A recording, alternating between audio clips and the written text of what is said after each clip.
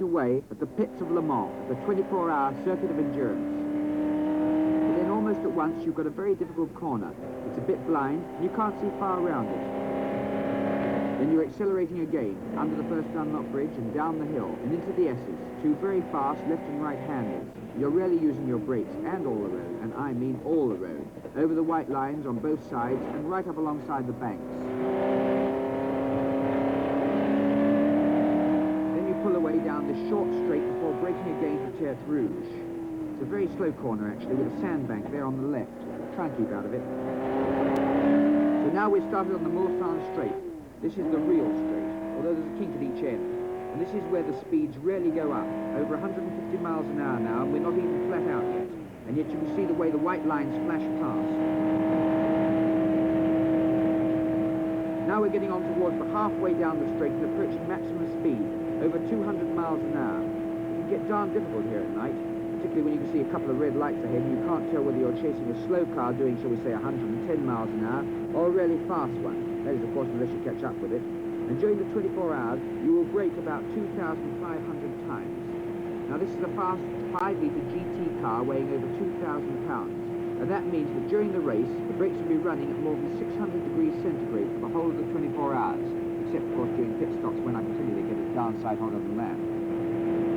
And now we're getting near the end of the straight, and we're at full bore. And here's the right-hand curve that you take very fast, just before the braking zone. Begin to brake about 500 yards from the corner, and you start to come down from about 200 miles an hour plus to 45 or 50.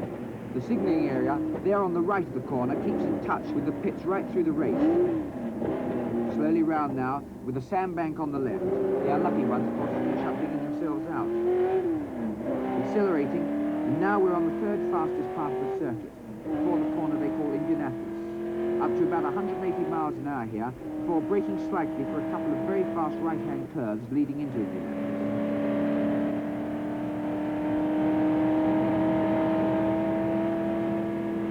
Here's the second one. And there you can see the whiteboard at the end marking the right-hand corner. Indianapolis is two corners really. There's this small right first, which you slow for, and then you brake hard for this, the main corner. Round Indianapolis. And a very short straight here, accelerating hard before braking equally hard again for a sharp corner at Arnage. Arnage is another slow right-hander with a sandbank, which for some reason people don't seem to get in as often as the others. Out of Arnage, accelerating, building up for the second fastest part of the track, approaching 190 miles an hour. With a few of these slight curves, some people seem to lift off for them. These are the really dangerous ones, though, when you're travelling fast. The track can curve, and you don't. Somehow you go straight off. The next is certainly the most difficult section of the circuit, up to 190 in places, and slightly blind before the White House corner. Now here's White House. We go on accelerating now, all the way up to a new chicane that slows us right down to 50 miles an hour or so before the pits. On the second lap, you may change your braking technique a bit, but you've got to get it right first time, otherwise you just won't come round again.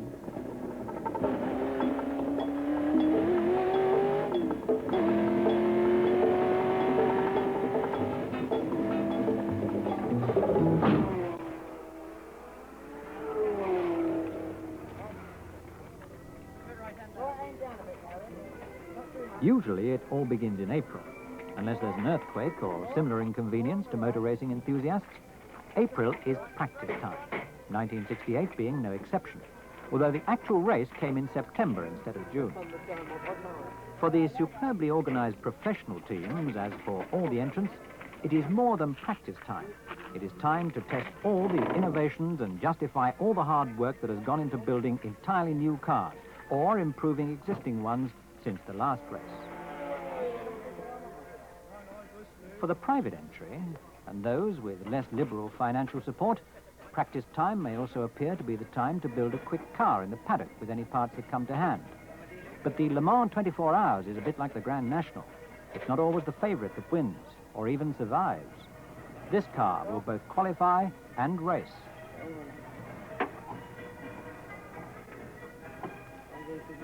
All teams must ensure the efficiency of their brakes.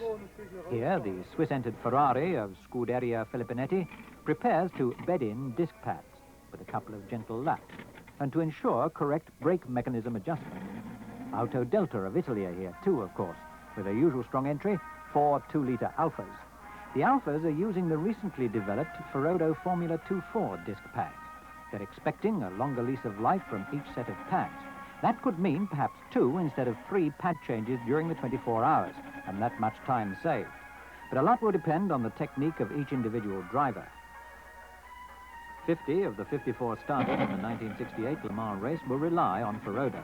And of these, all but the Alphas are sticking to the well-proven Ferodo DS11, which shows that it sometimes takes time for a new product to supersede an already successful one. Judging by the past and present performance, the Works Porsches are likely to be the favourites for this race. Commentators, journalists and personalities of the world of motor racing gather to observe and comment. Then, sometimes all too soon, it is race time and the moment of truth draws near. In the picturesque towns and villages round Le Mans, the racing teams establish their headquarters. Drivers try to relax in an atmosphere of tension, when talk is always of technical problems and tactics. There's Lucien Bianchi, who'll drive a Ford GT40 for John Wyer, and his co-driver, Rodriguez, with the experience of many Le Mans races behind him. Jackie Oliver there, another GT40 driver, catching a few moments alone just 24 hours before the many hours of ultimate loneliness at the wheel. The drivers of 2 privately entered Fords there, Mike Salmon on the right and Berlice with the dark glasses. John Wyer keeping a watchful eye as the final touches are put to the 3 GT40s in the Gulf oil colours. All lessons learned from the April practice have been applied, and battle will soon be joined with the Works Porsches and the rest of the field.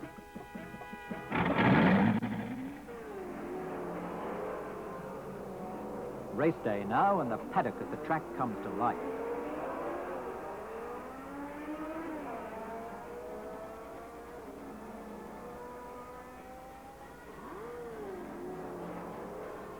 The identification numbers on the Works Porsches and all the cars are their racing numbers. No more practice now. This is the real thing.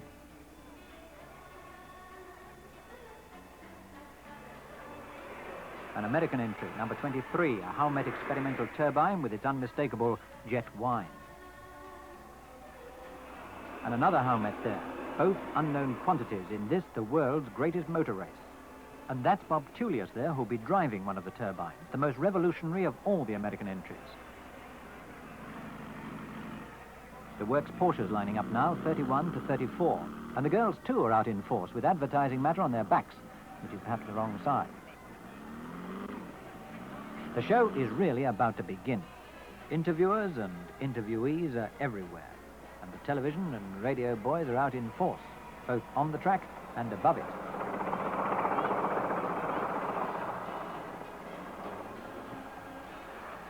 There's no doubt that the Works Porsches are hot favourites for this race. There's Siffert in the wind cheater, co-driver of Works Porsche number 31, preparing for that famous Le Mans start, where the drivers sprint across the track and into the car and start it on the button. And there's co-driver Hans Hermann in the check jacket. The fine, clear morning that held such promise for at least a dry, sunny start has given way to cold and torrential showers. The Porsche team, with only minutes to go, have changed to wet weather tyres, looking more than a little flustered for all their reputation for efficiency. And yes, John Wyer's Fords are changing too, and looking much calmer about it, even if they're not feeling it, so close to the start. Brian Muir there, making sure everything is set for a quick getaway. And now, with so very little time to go, it's over to the press tribune for an on-the-spot commentary of the start. The light is very poor indeed, and the track heavy with water. And I can see Rodriguez there, waiting under the umbrella, a real veteran of Le Mans. The drivers are just beginning to take up their positions opposite the pits now on the side of the track, away from the cars, of course, a track which must be as slippery as an ice rink. By my watch, there can't be more than a minute and a half to go before the 3 o'clock start, instead of the traditional 4 o'clock. The grueling 24 hours will soon begin. The rain still coming in short, sharp bursts, soaking most of the spectators with nothing for protection but their enthusiasm. The sound of the crowd now down to a subdued, expectant murmur of French rhubarb. And they're off. No. Is that a false start? No. They're off. The flag is down, and all the drivers are sprinting across the cars. The more powerful cars will try to get away first, so as not to get bogged down in the pack. And it's a Porsche away there first. Super, number 31. But 24 hours is a long time. And the match was away. Mitters, Porsche number 32 next. Tail sliding under power on the wet surface. And the two other works Porsches are away. And the Fords now near in number 11, just away, but hemmed in a bit by the rest. But they're all moving now, and for once, no one left sweating at the start, napping his back. The spray is terrific. Visibility for the drivers must be close to nil. In less than 4 minutes, the leaders will pass the pits for the first time. And in less than half that time, with the slower cars already way behind, they'll be at Mulsanne Corner, after getting up to more than 200 miles an hour, even in this weather on the straight. So over now to Mulsanne. Here at Mulsanne, in sunshine now, we expect the leaders over the brow at any second. And there they are. And it's a works Porsche. And another, in a cloud of spray. And yes, yet another. That's 3 works Porsches. Water streaming off the track. No others yet. But yes, it's still another Porsche. Not a Ford in sight. It's Porsches 1, 2, 3, and 4, slowing down now for the corner. Not a Ford in sight. And back at the base, we've heard that Meress's Ford has already crashed on the Mulsanne straight. But first through the pits, it's still the works Porsche. 1, 2, 3, and 4, with Stommler in number 33, leading from Siffert in number 31. No signs of the GT40s or the Matra. In 5th place, it's the Alfa, 39. But Mauro Bianchi's Alpine, number 27, is 6th. Then the Swiss Ferrari. And yes, at last, 2 of John Wyre's Ford GT40. Near in 11, followed, almost lost in the spray there, by Rodriguez in number 9. There's the Matra, the French favourite, already coming into the pits after only 1 lap. Looking towards the S's now, I can see Mauro Bianchi's Alpine going well away, followed by Brian Muir's Ford, already past the Ferrari, and in 7th place. Then there's a bit of a gap, and it's Ford number 9 next. Driving conditions must be terrible there. And there's Ford number 10, now lying 10th. Second time through the pits now, and it's still the works Porsches in the first 4 places, but spreading out more. And we've just heard that the Matra only has windscreen wiper trouble, although that could make driving impossible today. The leading Alpine has troubles too, but the other 2 Fords have closed up behind Muir into 7th and 8th positions. But back again to Eric Tobit at Mulsanne. Much better conditions now at Mulsanne, and the works Porsches, after beginning to lap the tail-enders on the 3rd lap, are on lap 4, still well ahead, but going carefully on this wet and slippery corner. Number 31, after taking the lead, is going particularly well. And Bizetta in number 34 has taken the escape road to Tours. Bizetta off the circuit, no harm, but he could lose his 4th place to one of the Fords. Muir has already passed the Alfa and is now lying 5th. The rest are going past now. And Bizetta has slipped in there just ahead of Muir in number 11, and the other 2 Fords are right behind. So all John Wyre's GT40s are together, 5th, 6th, and 7th. Now back to Robin Richards. The Matra is back in the race now, somewhere out on the circuit and pulling up fast. So with the Fords pressing hard on the works Porsches, they're not going to have it all their own way. It's still anyone's race with a long, long way to go. On the 5th lap now, with the other 2 GT40s close behind, it's still Muir in number 11 threatening Bizetta's 4th position. But on the 6th lap, he's surprisingly dropped to the back of the trio behind Rodriguez in number 9. But he's done it. He's done it. Yes, Rodriguez in number 9 now in 4th position after 7 laps. He's got ahead of Bizetta's Porsche. But for every triumph at Le Mans, there's more than one tragedy. Right across the track from the press tribune, I can see the unfortunate Jean Max with the Moyne-Simca number 54, just about exhausted after pushing the car up the pit road from way out in the country, where his oil pump packed up. The rules of this race are complicated enough for a life study, but 2 points at least are abundantly clear. The driver must get his car back to the pits unaided, and the car must start on the button. Only refreshments, cheers, and sympathy are allowed until the pit is reached. Even then, disqualification is possible, or the fault may prove irreparable. But meanwhile, Ford number 10 has gone into the pits after 8 laps for a tyre change, leaving the 3 leading works Porsches to be chased by Rodriguez in number 9. Brian Muir in number 11 is back in 5th place after finally passing Buzet's Porsche. Now on lap 12 with Rodriguez Bianchi Ford number 9 way back after the tyre changes. Only the Muir Oliver Ford number 11 is on the same lap as the leaders, with Hobbs and Hawkins in number 10 coming up fast. And Brian Muir's gone onto the sand at Mulsanne, and that looks like a long job to get that one off. That'll have put the Works Porsches back into all the first 4 positions with, I should think, Leonti's Alpha number 39 back into 5th place, and the 3-litre Alpine number 29 at 6th.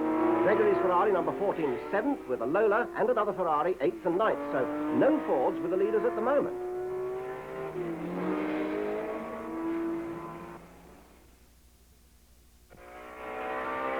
It's 5 o'clock now and there have been plenty of changes. 2 Works Porsches still lead, but the Rodriguez Bianchi Ford number 9 has come right up into 3rd place on the same lap as Vic Elford in the 2nd Porsche.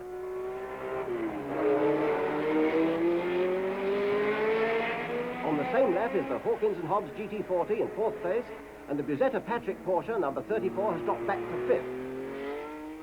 Pichet's Alpine number 29 is 6th, and 14, Gregory's Ferrari is 7th.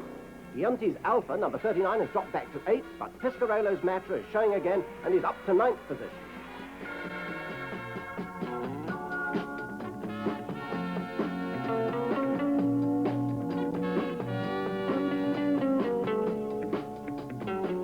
Dusk at Le Mans. The lights of the survivors take over from the setting sun.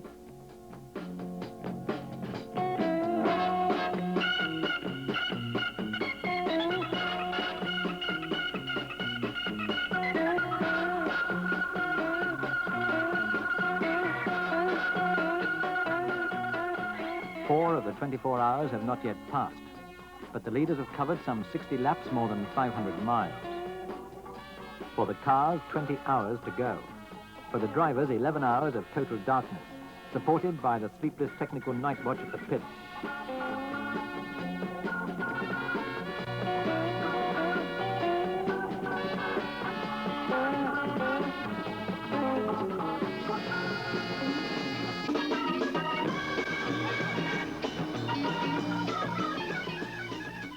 It is a fine night.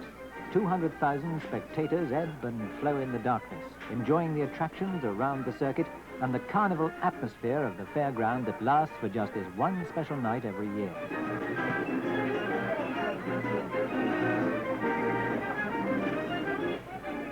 By midnight, the entertainments are in full swing, but only 38 of the 54 starters remain, with 15 hours still to go.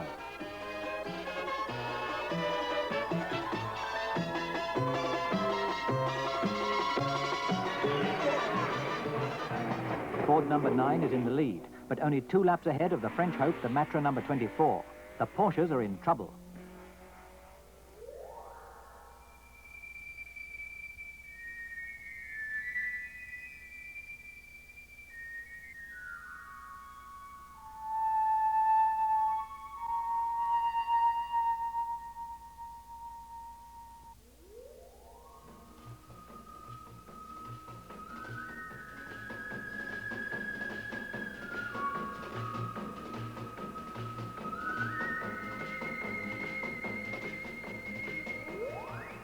Surrounded by the utter blackness of the small hours, life in the oasis of brilliance at the fairgrounds dies slowly as the pleasure seekers begin to seek rest. The renewed rain dampens their spirits and combines with the darkness to increase the hazards of the track. By 1 a.m., the position has dramatically changed. 3 of the 4 Works Porsches have failed, but so have all but 1 of John Wyer's GT40s, although number 9 is still clinging to the lead, with the Matra lying second. Alpha number 39 is in 3rd place, but the surviving Works Porsche, after dropping back to 9th with technical trouble, is coming up fast. It is still anyone's race. 2 a.m. and Ford number 9 still leads from the Matra, with the Alpha 3rd, but Porsche number 33 has regained 4th position. By 2:30, the rain is torrential. Visibility for the drivers is appalling, and by 3 a.m., a total of 20 cars have fallen by the wayside, some literally. In the cold, dark, open-fronted concrete pits, managers and mechanics stand ready for brief flurries of essential activity, and meanwhile plot the progress of the remaining cars.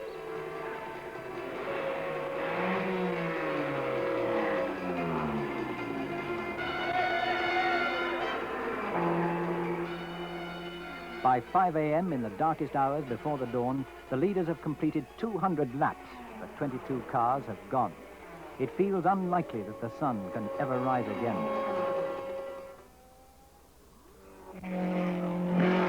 Dawn has not actually broken at Le Mans. Rather, there has been a weakening of the darkness. It is cold and damp and autumnal. The rain has stopped, but drying out will take time. Life returns slowly to the area by the track known as the Village, where all the facilities of a holiday town are available to the wakening and returning spectators.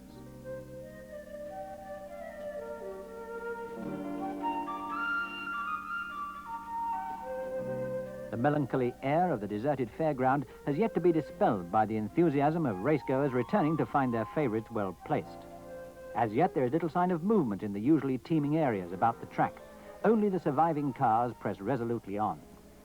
John Wyer's Ford number 9 has survived the night and is leading from the Alfa number 39, with the Matra lying third and challenging strongly for second place, already gained and lost in the hours of darkness.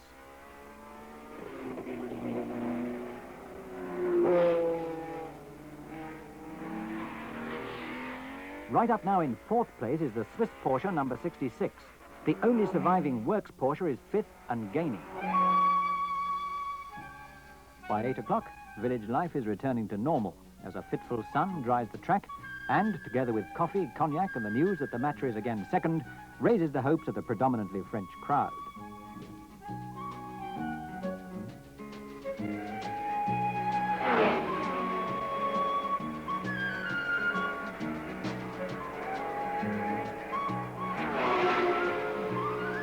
By 9 o'clock, the Matra lying second is only 6 laps behind the Ford and closing the gap. The Alfa on the same lap is in third position.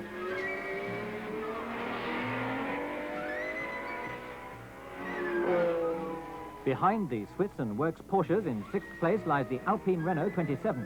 Then come 2 more Alfas, 7th and 8th, and David Piper's Ferrari 9th.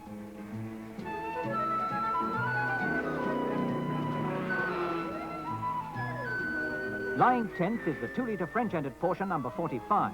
Then in 11th position, another 3-litre Alpine with another Alpine number 57, 12th. At Le Mans, 32 cars are out of the race, and the day is still young.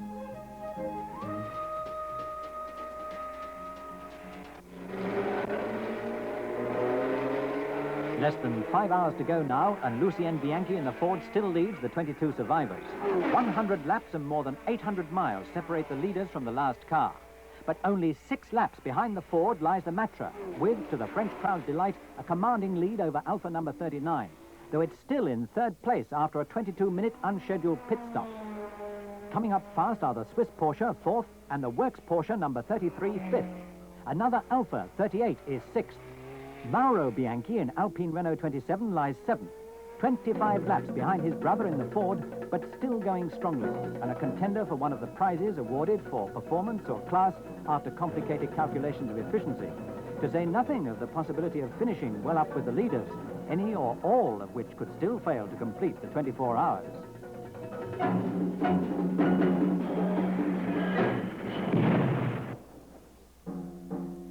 But with hardly 4 hours left, Lucien Bianchi in the Ford passes the wreckage of the Alpine, not knowing that his brother has survived the crash. The leaders, including the Matra, come through apparently unscathed, but the Matra has run over some of the Alpine wreckage, sustaining damage that eventually proves fatal. The French supporters will watch in vain for the return of their favourite. Just 1 hour to go now. Alfa number 39 has unexpectedly dropped to 4th place, but 2 other Team Alfas are 5th and 6th. 17 laps separate Alfas 39 and 40, with 38 somewhere in the middle.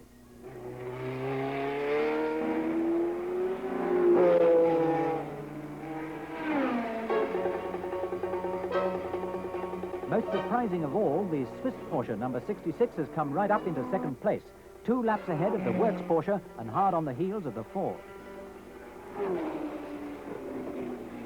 But the one surviving Works Porsche is still closing on the 2 leaders and has moved up dramatically from 5th and then 4th into 3rd place.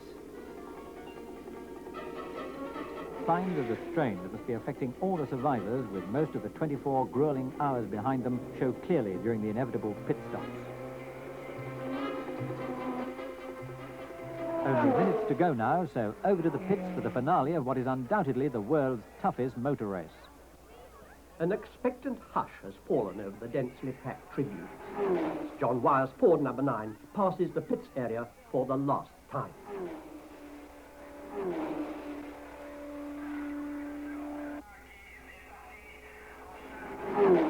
Before completing another lap, the checkered flag will be raised, and this punishing race will have been won for the third time running by a Ford car.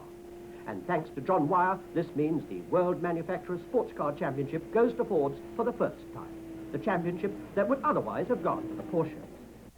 At the pits now, the flag is already out, with the winning car still out on the circuit. But it's the distance covered in the 24 hours that counts, and without a shadow of doubt, that means the Ford. It's the car of Rodriguez and Bianchi that the crowd most wants to welcome. Meanwhile, finishing in second place, there's Florian Steinemann's Swiss Porsche, number 66. The one surviving works Porsche, number 33, takes third place, with the splendid trio of Alphas in line astern there, fourth, fifth, and sixth. And that's David Piper's Ferrari now, number 21, having finished seventh. And there, at last it is. Number 9, the Ford, the GT40, and a really rousing welcome for drivers Belgian Lucien Bianchi and Mexican Pedro Rodriguez, for whom winning at Le Mans is also the fulfillment of an ambition of a lifetime.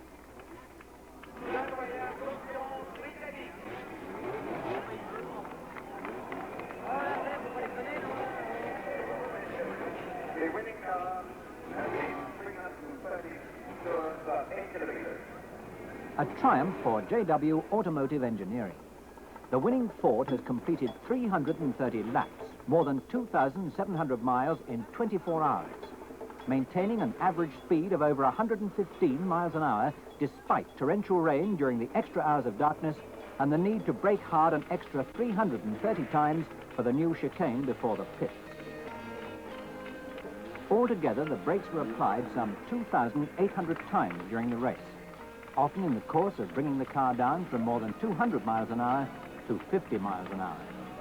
Yet the Ferodo disc pads were only changed twice on the front wheels and just once on the rear wheels.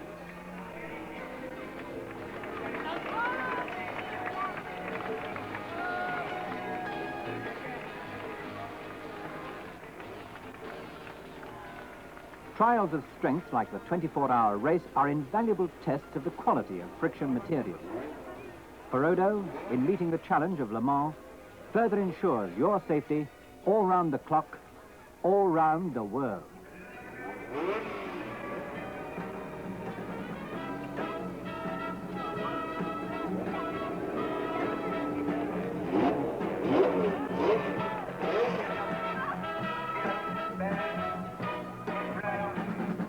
Qui récompense les vainqueurs.